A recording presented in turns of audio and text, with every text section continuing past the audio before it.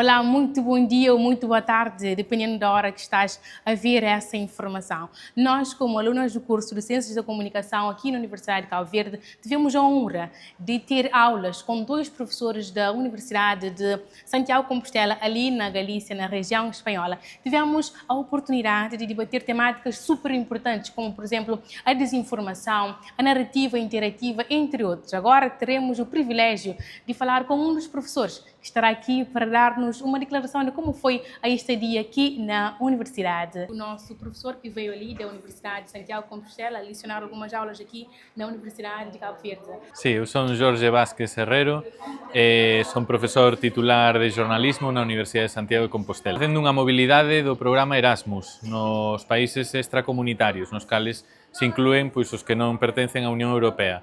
Entre eles Cabo Verde, algúns outros países lusófonos, América Latina e outros tamén na parte de Asia. Pero Cabo Verde era un dos máis próximos en varios sentidos.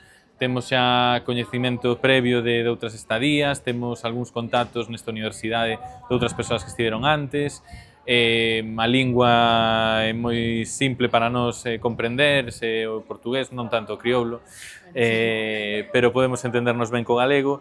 Entón, ese será un pouco o conxunto de motivos polos que estar aquí e coñecer un novo país tamén, claro. Esta día está moi ben, está xa rematando, impartimos un total de 4 aulas en terceiro e cuarto curso de jornalismo, bueno, a licenciatura en Ciencias da Comunicación, máis en jornalismo. Participamos tamén nun evento académico que houve sobre investigación científica no día de onte, compartindo un pouco que é o ecosistema de investigación na Universidade de Santiago, como facemos pois, para promover esa investigación, esa aproximación a investigación nos nosos estudantes. Bueno, vale, gracias. Y una de las clases que estudiamos aquí a hablar es de la desinformación.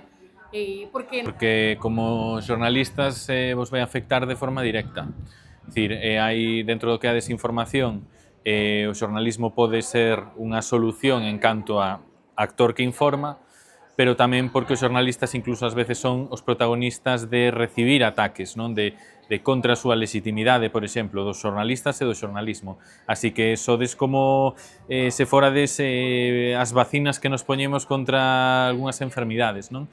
Estades no momento de sair ter este contexto moi presente para poñer medidas contra iso. Valoro moi positivamente a estadía. Estamos moi contento de ter vindo aquí, da acollida dos profesores de Ana, de Silvino, da facultade, de tanto a presidenta como vicepresidente que tamén nos teñen acollido, das múltiples actividades que se están facendo, incluso do campus. Pero quedo pendente de ver como vai evolucionar todo nos próximos anos e volver a comprobalo. Bueno,